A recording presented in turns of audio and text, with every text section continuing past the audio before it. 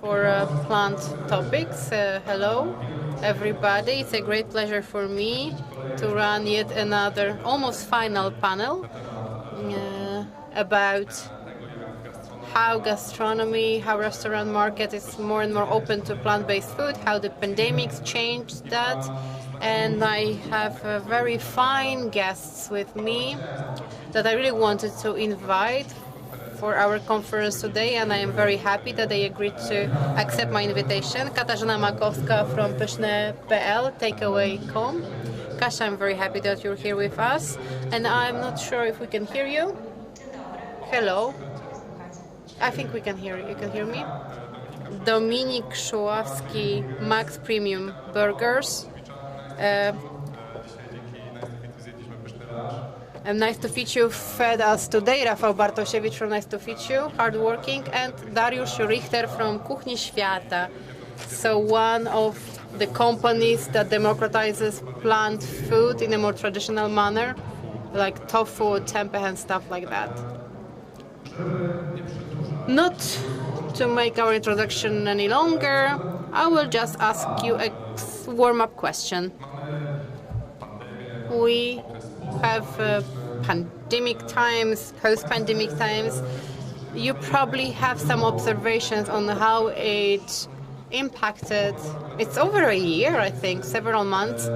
How did this time, specific time, change interest in plant-based food in this gastronomy area? Because we have Rafał, who is more into diet catering. So what are your main conclusions for your companies? Dariusz? 1, 2. Yes. Hello, everybody. I am a technologist, I'm a chemist, and I love national cuisines from all around the world, mostly Japanese and Thai and some others. And COVID times made the gastronomy shift. Hotels were closed, most restaurants were closed, so the smarter move to delivery. And it required a lot of work from me because a lot of people wanted us to cook, to teach them how to cook Asian cuisine, because delivery, for whatever reason, prefers some types of dishes that are trendy, other than classic food like Polish cuisine, which in my part is Thai cuisine and sushi. So please imagine that I had a lot of pizza places that we taught to prepare sushi, because in a town where up to 100,000 residents, there are no sushi bars, but there are pizza places. They decreased their 30% sales. When it comes to plant-based food, we have no problems with that, but it's not seen as how we see it today in this meeting. In any national cuisine, in any regional part, there's traditional food that is plant-based, and it's growing. Any dish that I teach to make, it's also for this meat, for this meat of type, vegetable version, or a tofu or tempeh version. So if we check how it rotates, so please imagine that jackfruit grew in sales. I was quite surprised.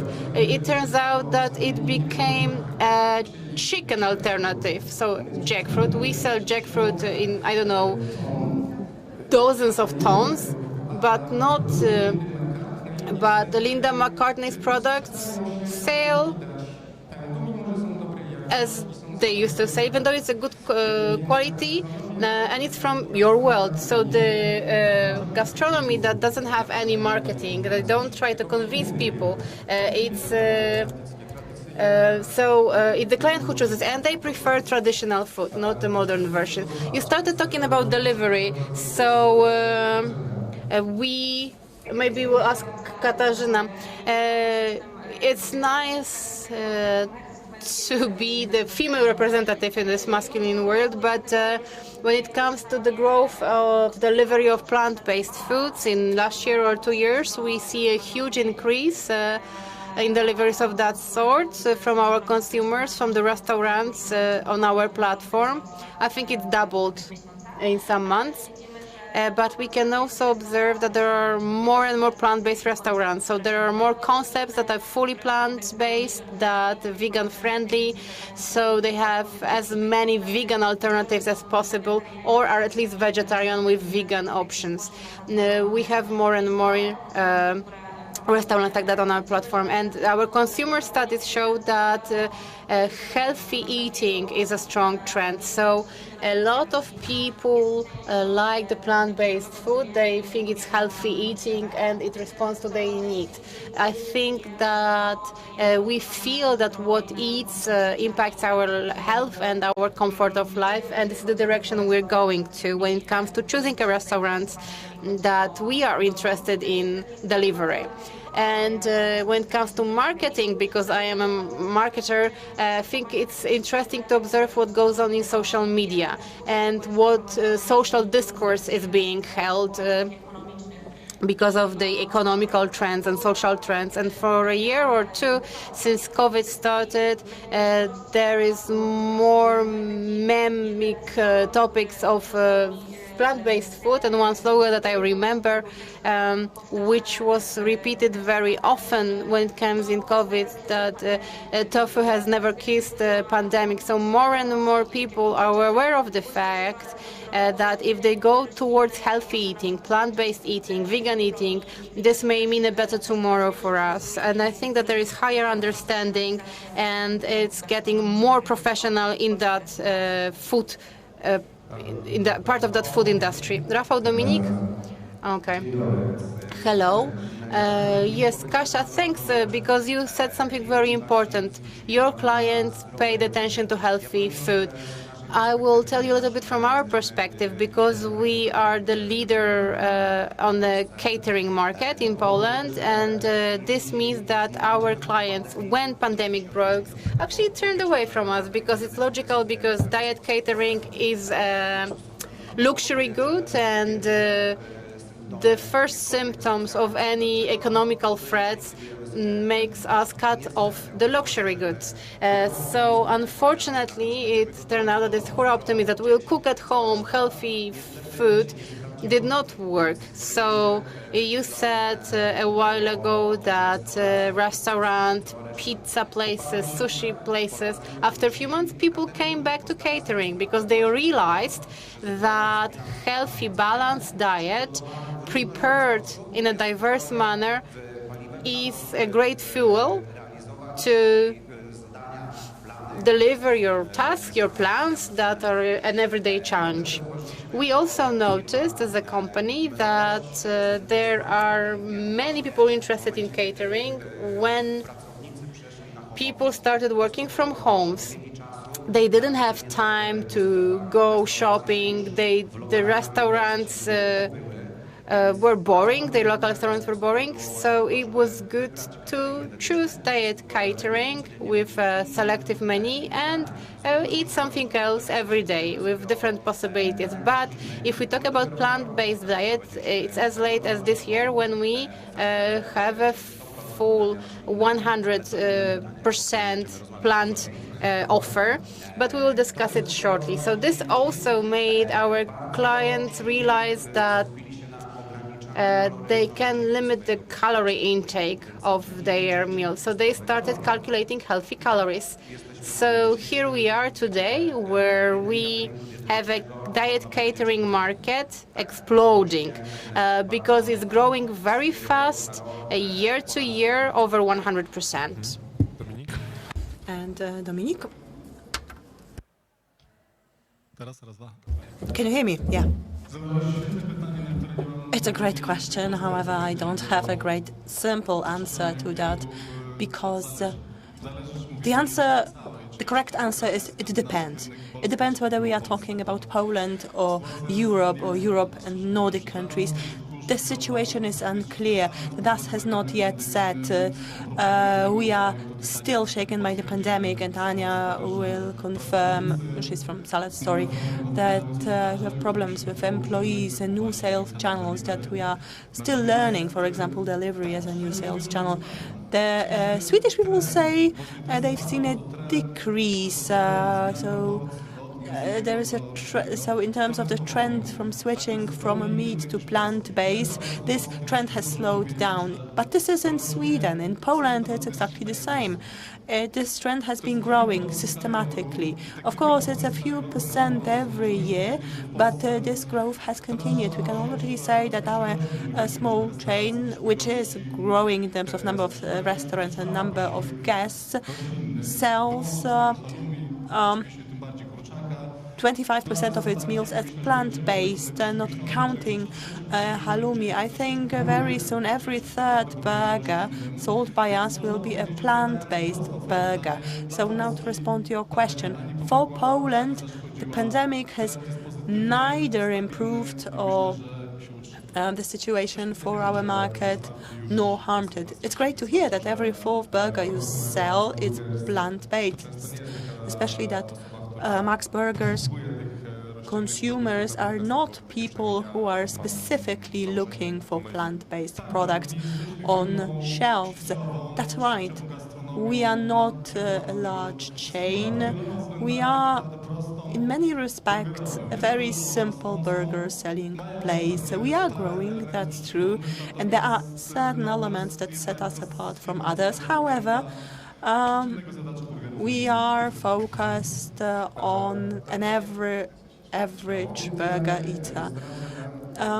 Well, on that note, I talk to many chefs and I often ask them about plant-based foods and how they are doing.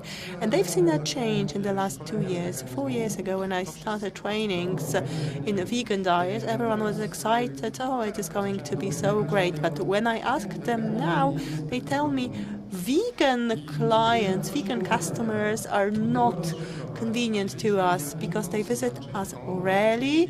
They are difficult to figure out, and sometimes when they get in touch, they criticize. And we are talking about restaurants who are not dedicated to vegans, but have some vegan products. And I think it is quite natural. It's a natural symptom. So if there is a group that gathers around a certain myth or truth and consolidates, it starts to build a wall around itself to set itself apart from the rest of the world. And we can see it already. Yes, but I think not only vegans are our target group, also flexitarians. Yes, in restaurants that are not dedicated to vegans, all these ingredients will be present, but they will probably not be advertised as vegan. Yes, now my next question to Rafał. This year you introduced a fully plant-based option in your catering boxes. So how popular is it? You have some experience probably from the last few months. How big is the share of customers that order vegan from you, or are there customers that sometimes try it and normally order meat? Well, Maciej, actually, you were involved in this project. Our team of dietitians who worked very hard on designing this offer is in the audience.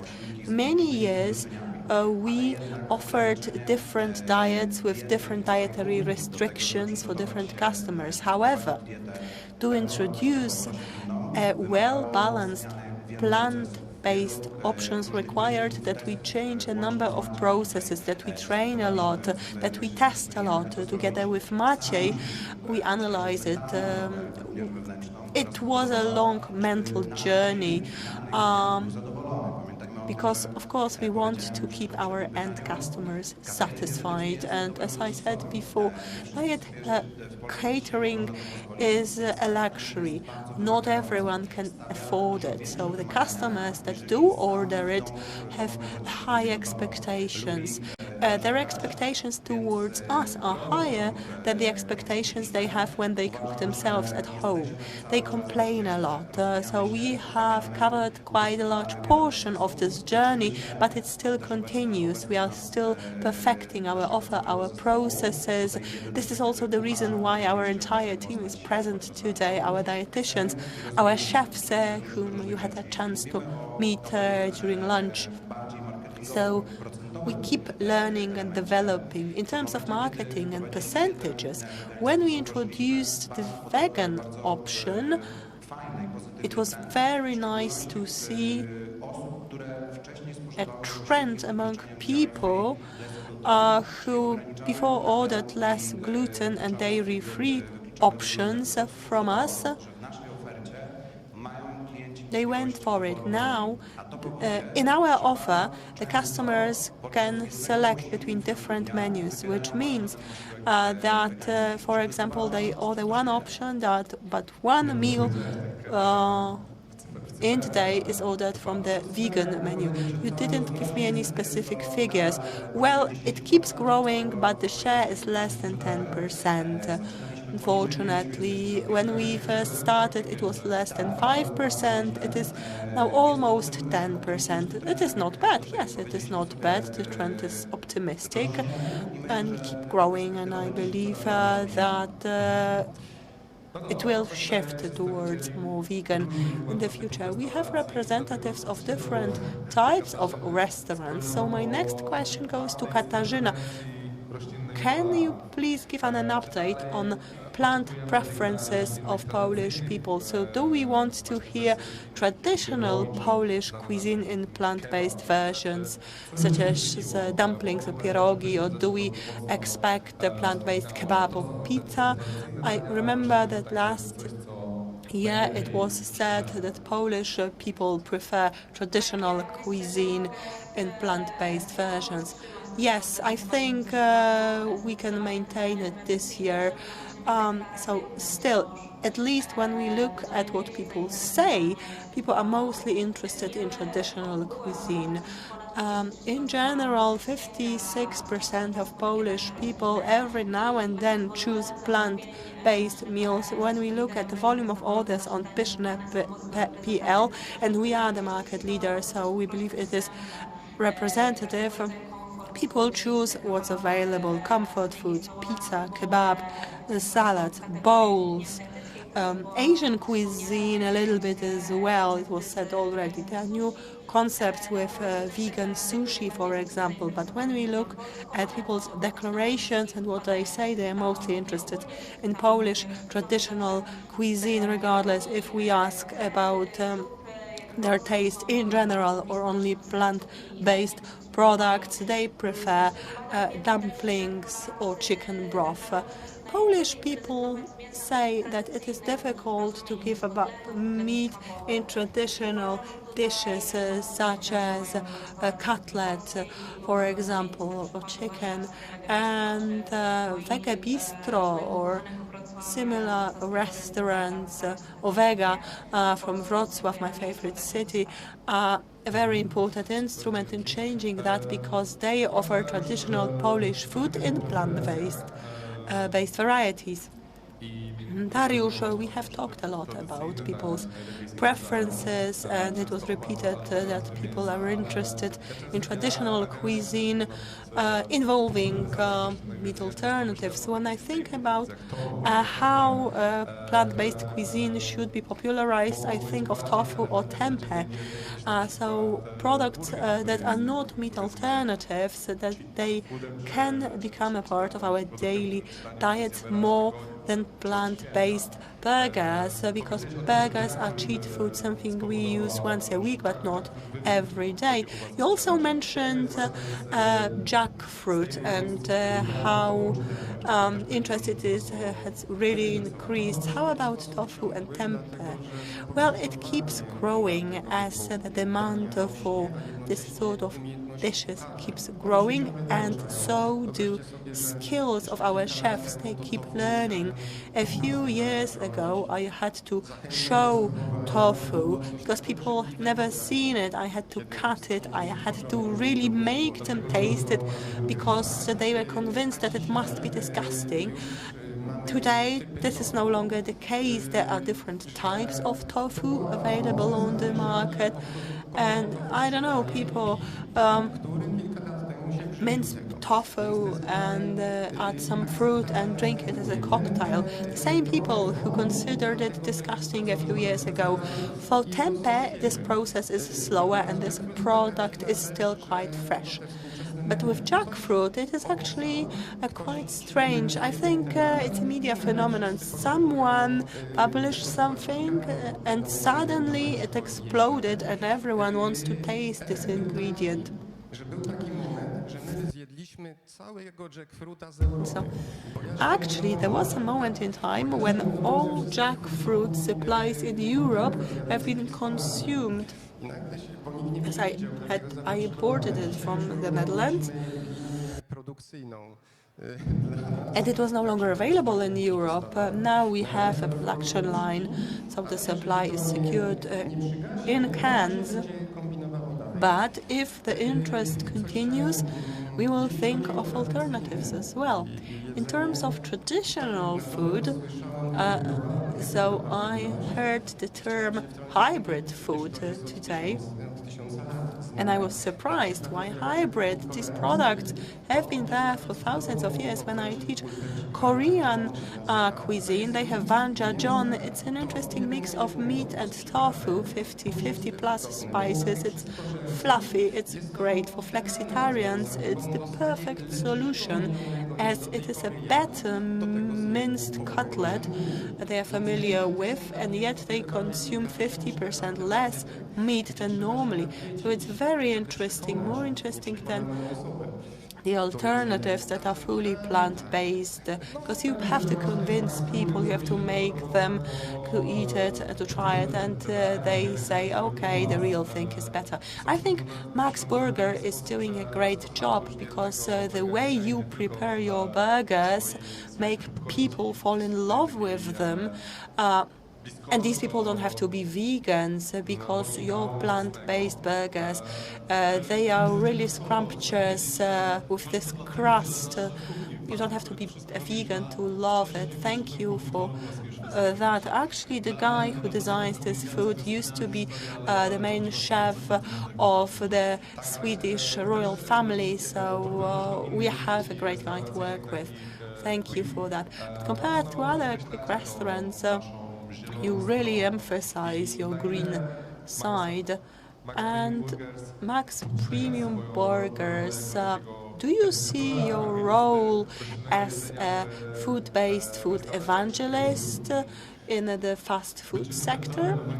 Well, we want being an educator, being an evangelist. This is very far to the Swedish nature. You don't know the history of Max. It is actually still owned by one family, and that family does not come from Stockholm, but they are actually close to the polar circle, and it was actually a family of miners, but there was one son who did not want to continue the family tradition and work in a mine, so he created a burger restaurant.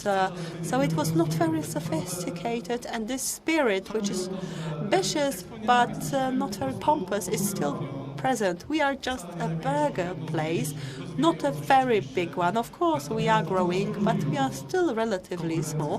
What sets us apart from competitors, especially competitors coming from America, is that we are still a family-owned company. We are not listed on the New York Stock Exchange, where everyone is observing one-digit changes in the share prices. No, we are still very simple. Our Swedish owner thinks in simple terms, and he came to the conclusion that we have to do something about climate, and climate change has a lot to do with excessive consumption of red meat, so we have to do something about it, and this is the starting point for everything we do, how we design our products, how we develop our offer to encourage people to reduce red meat consumption. But of course, we realize that this is a process. We are not a vegetarian restaurant chain. We are there for normal burger eaters. That's why we don't use Beyond Meat or other off-the-shelf solutions. Jonas Martensen, our chef, worked for 3 years to develop a product that will be satisfactory to his critical taste buds, and in the end he was able to come up with something that is satisfactory to vegans but also to regular meat eaters. So we want to stay in the mainstream. We don't want to become a part of the ghetto. The products we promote, the seasonal burgers, for example, and these are 4 options. There is one plant-based, there is one with halloumi, there is one with chicken, and there is one with beef. This is what we want to do. We don't want to close ourselves up in a ghetto to only focus on plant-based products. We want to show that what we have to offer are normal alternatives, and that same product called hamburger can be made available in different protein options. So we see our role as a company that can inspire large players on the market. We know that in Poland we have 12 restaurants, a few thousand people every day. So we won't be able to revolutionize the awareness of large masses of Polish consumers for many years, but we can show others that this business is something you can do. And we are not very small. We have 12 restaurants, so we can show that sometimes it's worth it to lose one percentage of your income, but at the same time reduce your carbon footprint. Of course, other companies try to offset their footprint by planting trees, and it is good as well, but we want to do it in a different way by eliminating the share of meat in our product, because we really want to cut emissions of our restaurant chain. Actually, recently I helped our Swedish colleagues in counting how much carbon and CO2 the couriers bringing food to people who orders food from Pyszne emitted. And it turned out that beef consumption is responsible for 50% of CO2 emissions. So it is very clear that we have to change this proportion, and for us it is a starting point, and the way we do it can inspire larger market players, those who have millions in budget. I think that the award we received from United Nations made a great job in popularizing and making our small restaurant chain better known. One of the largest companies in the world, I used to work for them. It was a company, I'm talking about McDonald's, but I'm not trying to say anything bad, but they used to be very conservative. They are not early adopters, they are not late adopters. Whenever something becomes mainstream, they adopt it. And now they have McPlant, which is a clear sign that these people and their researchers know that plant-based is now mainstream. Yes, you said a lot of important things, but I'll drill a bit more. How much does your gas in Świętochłowice or in Radom or in Tychy care about it? Well, that's the next question. I wanted to tell you another great story that we are dragging Świętochłowice, Tychy, Radom, that if we go to Złote Tarasy or to Arcadia, every second burger, sometimes even more than every second burger, so over 50% are plant beef burgers compared to beef itself. So this is a great result, and if we go to Świętochłowice or if we go to Tychy, there if we will count plant beef, halloumi, chicken, still those 3 put together are not bigger than beef. But we saw the representatives of retailers here that modify their products when it comes to local market. We have the same menu everywhere. So what we can do and what we do is that if you have a declared meat eater, see that he has a beef burger as a beef burger, but plant beef. Maybe they will be tempted by that. So if here we find the proper flavor, if it's not the first and last time, then we can weed that person for our cause. And this is where we see our role when it comes to dragging the more traditional eaters in regions like Lower Silesia or Radom. We are building Płock. So we are leaving big cities where our situation is comfortable. Wrocław, downtown, Warsaw, downtown, Gdańsk, Poznań. Those are half of our sales there is plant-based. So a plant burger. Thank you so much. I will give you a little break now. I can go on for hours. But you also talk about commercial sites, and I will ask you and Katarzyna and Rafał. We talked during previous panels about ready-to-eat format. How much of that do you see this growing accessibility, availability in retail chains, in gas stations? Do you see the threat? Is there a point of considering popularity of the ready-to-eat solutions as something separate from this great segment that is starting to grow? So like this ready-to-go food. Rafa, would you like to talk first? Well, let me say it like that. We are a segment that prepares eating plans, balanced meals, healthy meals. So we do not feel that we are under pressure. We are quite optimistic about it. We enter the same trend. So from our point of view, it's a very positive phenomena that education, I'll put it like that, education on different level is there. And our clients can decide and choose their meals. So for us, it's important that when we choose particular manufacturers or suppliers, we try to choose local ones, the one with clean labels. That's key for us. We want our partner to meet our expectations and expectations of our clients who want to get top quality meals from us. And this is key for our thinking on how to prepare food and how to choose our partners. Katarzyna? Well, I do agree, and I think that every step towards building awareness of plant-based foods is a great positive. And we need to break some barriers to encourage our consumers to try something new. And here we have some interesting insights. Firstly, we know that Poles prefer to test things at home. So if you want to eat tofu for the first time in our life, we can either buy it at home or we can order it, or maybe it can be a part of a diet catering that we order. If we go to a restaurant and we order a food that we have not tried in the first time, we could feel awkward because the waiter is looking at us and judging there whether we're eating it, whether we like it.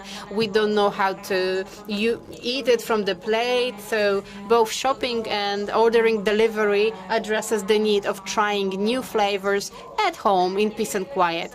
But at the same time, ordering delivered food is the easiest form of reaching to plant-based alternatives, because when we are shopping, we have to go to the store, we have to think of what to buy, we don't know how to buy it, what to buy it, we don't know the shelf with plant-based alternatives, with ready-to-go food, we don't know if we will like it or not, and how to prepare it at home. But when we get a ready food, a takeaway, then at least we know that, well, professional chef is behind it, and the quality of the product should be top quality.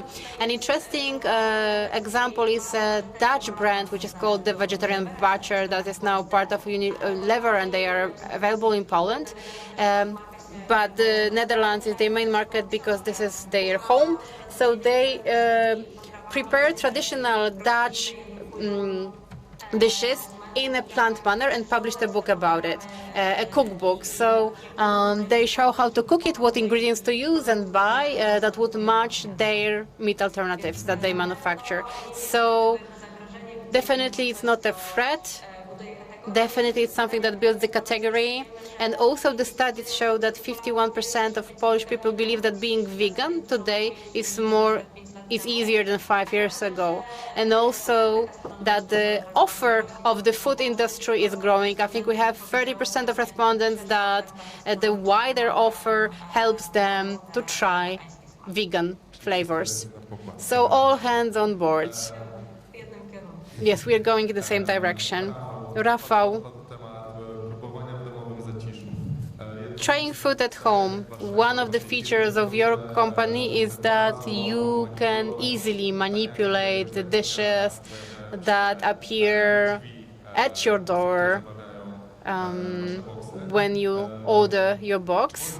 So could you tell us a little bit more about the scenario when someone chooses a vegan option just to try it? Is it repeated purchase like Asha from Żabka said about Veger, and if not, what's the challenge? What could convince such people? Well, most of all, we are flexible. You get a lot of choices. We are the first company on the Polish market that offers you a selective menu. So we allow the client to order 5 meals a day, and you can choose from 35 different dishes. So the clients that come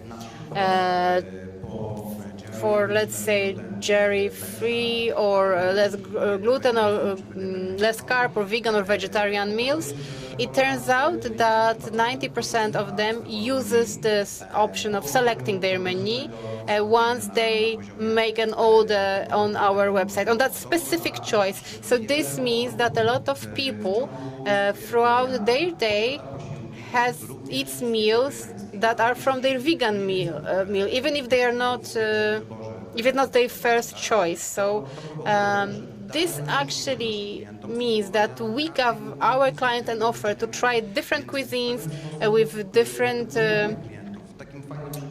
assortment, so educate our clients. So a good example is, well, myself.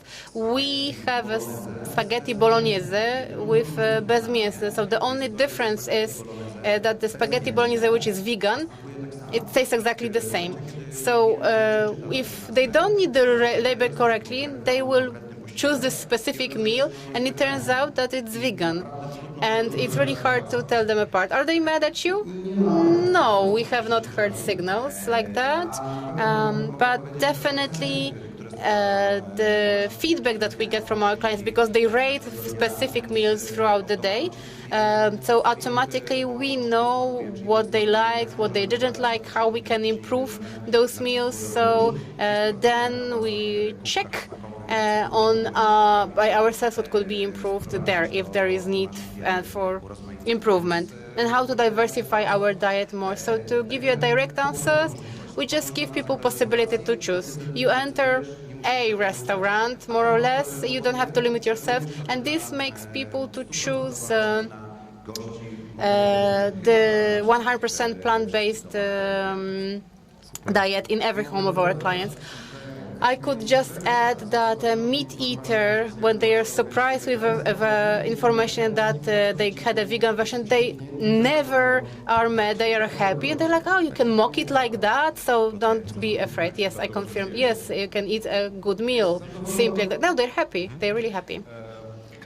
Katarzyna, almost a final question. Robert Makłowicz has to be mentioned on a conference. Veganuary, you managed to convince Robert Makłowicz to become a bit of a face of Veganuary and Pyszne.pl, and he tried vegan kebab, falafel from Krakowian restaurants. So how do you think, how necessary it is to kind of normalize, so to speak, a more plant-oriented cuisine among, well, like, average Pole, not the big city-educated people who are naturally directed to it and attracted to it. Yes, thank you for mentioning, Robert. Well, definitely introducing plant-based meals to pop culture and mass media, showing that it's nice and tasty and not complicated, that it can be a lot of humor, that it's not a cult that you enter, that it's a product that you can reach anytime. It really helps to convince people that it's worth trying it. And Robert and us, we had a really cool promo. He's a cult figure, an iconic figure, very dynamic, and thanks to the content that we prepared for us, the only thing that he really worked hard. So we were both on Wyborcza in Pudelek and Make Life Harder as well. So we had dozens of publications, few millions reach. So we were very happy, and definitely it's important to have the communication around plant-based diet very inclusive. We don't want to tell, okay, you can order plant-based food only when you're vegan. No, it's a product that you can buy any day, anytime, whenever you feel like it. So maybe for the first time you try a vegan kebab, but then you will order it more and more because it's tasty. And we need to remember when we communicate with our target to have an expert. We need to give people reason to believe of what we are talking about and why we're talking about it. So last year we made research, we cooperated with VeganNet, roślinne, and we communicated with a lot of different people. The cooperation with vegan we're in. Thank you, Kasia. Okay, final question at today's panel. What can we do, or what do you think is key to reaching consumers that are not flexitarian yet even? I'll tell you. I wanted to draw everybody's attention that us on this production side, we only provide a service of delivering to clients what they want to get. But what the clients want comes from their history, their habits, and myths that they believe.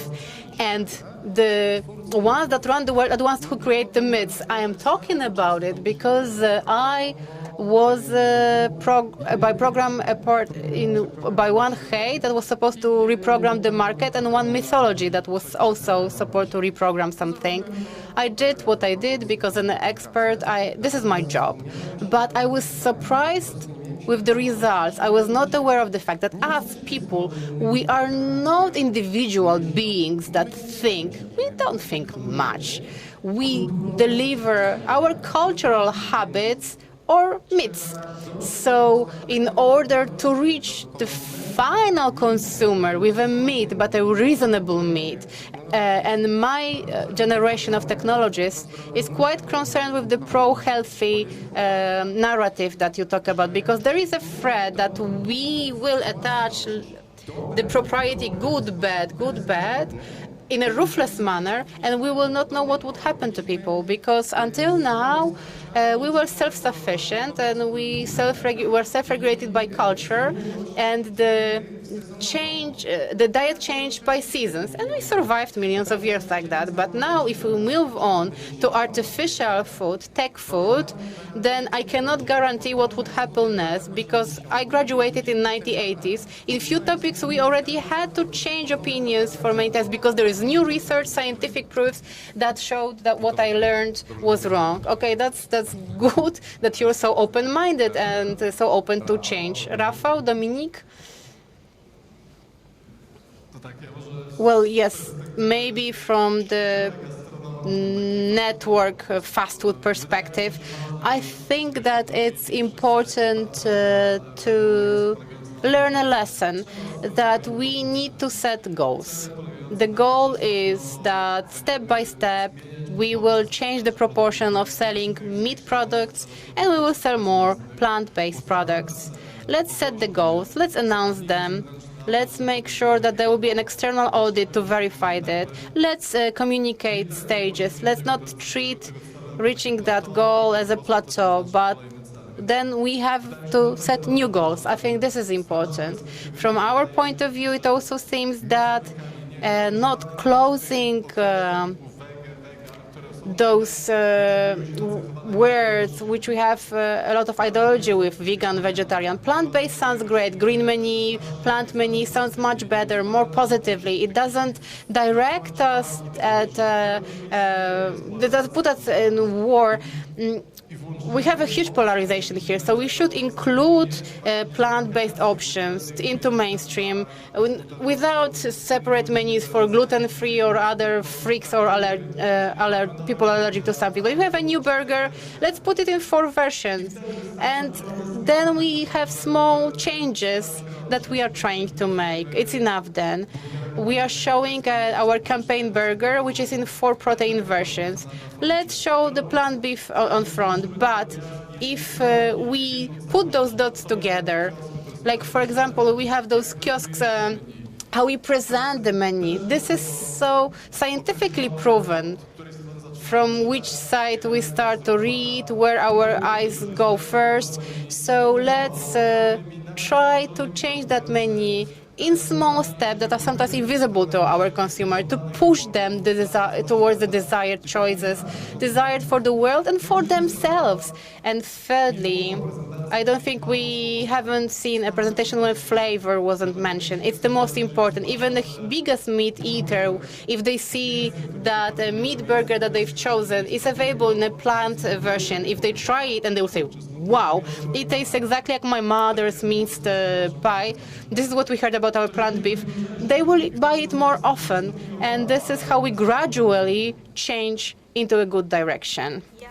So if I may, I would like to add something. The price plays an important role as well, the price of plant-based products. When we introduce a novelty product, we have a tendency to think that we can offer higher prices, but Polish people are very sensitive to prices. We've heard it in the retail panel. Apart from availability and flavor, price is the first essential factor that plays an important role in this decision-making process and decides whether or not people will reach for your product. It is really difficult to disagree with the previous speakers, so instead I will throw in an additional aspect, which is a private one. You have to start from yourself, start educating yourself and observe how you change. And of course, quality plays a very important role. 5 or 10 years ago, people were disgusted by tofu because we didn't know how to cook it, how to prepare it, and it had no taste. This is no longer the case. Availability of products and recipes and the multitude of possibilities is really significant, and diet catering is a great opportunity for us to prepare dishes for our customers, to show them the direction. And I think this is the way we should go. When the customer is given a chance to choose, we can be sure that they will choose, and that they will be willing to try new things, because as people we are curious. We want to try new things, and this is a great role for us to play. For us as producers, this is also a role and a task for consumers. We need to change, both parties. We have to walk this road together. Very important words. Katarzyna, Dominik, Rafał, Dariusz, thank you very much for this panel debate. I will still give the audience a chance to ask questions. I forgot to offer it before. There is one question from Agata, okay? I'll give you the microphone.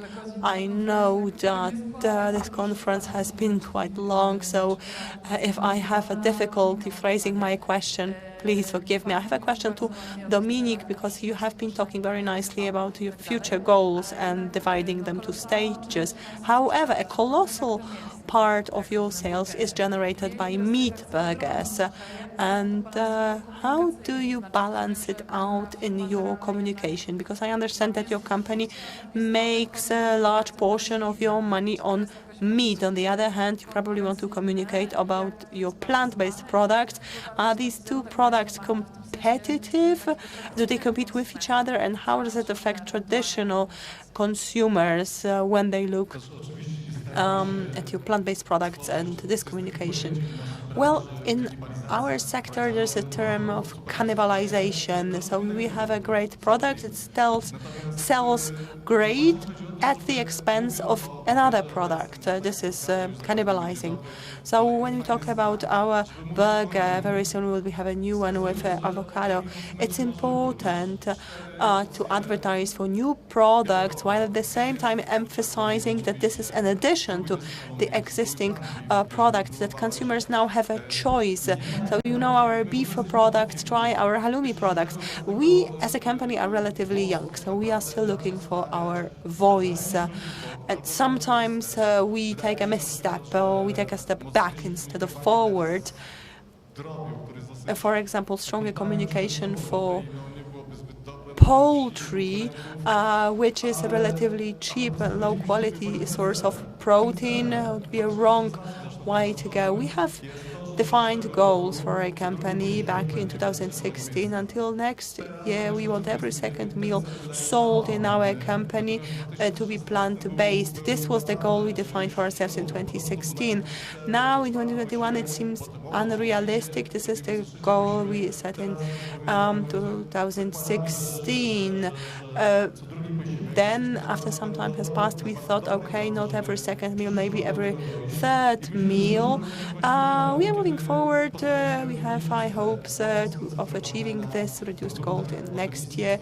So we know that in long term we will try to focus on those products that reduce the CO2 emissions, to do something for climate. And there is no other way of doing it than focusing on plant-based menu. If you look at our menus, we are one of the few companies who not only informs about the calories and the ingredients of our products, but we also inform about the carbon footprint and emissions generated by our dishes. Of course, we won't be able to tell the customer directly, okay, eat less meat, eat more plants. No, but we want to lead them to these decisions.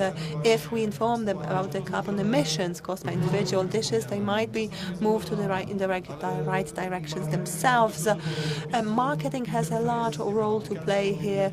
The interface of our mobile app, the interface of the kiosk in which they order product, how it is presented, it all plays an important part. Of course, it is not spectacular, but we don't want to go spectacular. We want to take small steps in the right direction towards being able to sell more plant-based burgers. Thank you very much. It seems that every panel discussion that we have today is longer than we planned, but it is the best evidence for the fact that it's important. So I have to conclude, but before you do that, one last word. There is a program from the field to plate, it's an EU program. I decided to expand it. Farmers don't know what you need. Processing plants don't know what you need. If we tell them what you expect, then the farmers will plant what you need. The processing plant will do what you need. And then you will no longer have the problems with supply chains. You will no longer have to import peas from Asia because you can grow